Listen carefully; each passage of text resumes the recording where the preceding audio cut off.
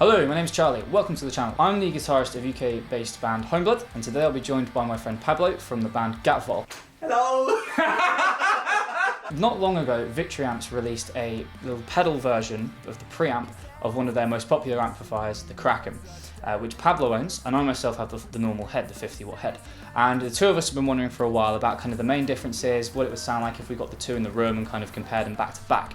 So we thought today, that's exactly what we do. We've compiled a range of clips and stuff with different guitars, with different pickups and stuff, and all that spec will be in the description and things below. But we've got Gibsons, we've got Fenders, we've got PRS in there. So yeah, it should give us a nice range of tones. So it'll be interesting to see how the amp and the pedal individually react to the different guitars. So for the amp, the normal Kraken, we're going through a 2 notes live.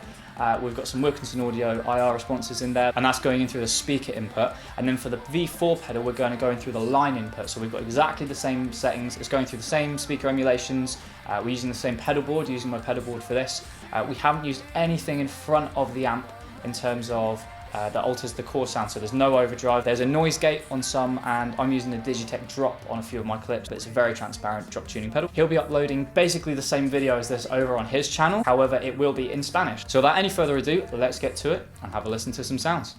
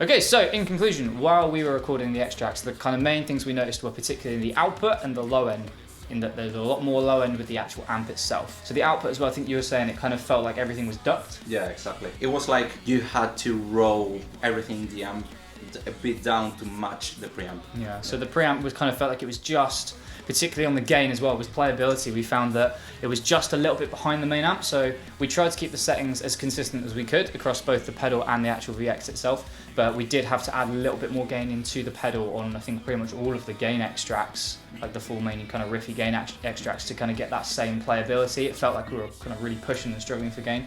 It did the sound, it just does it with slightly different settings. So another thing that the preamp is good as well with is you just need a power amp because it doesn't have any power section. You just need to buy something like this. This is Electro Harmonix 5mm.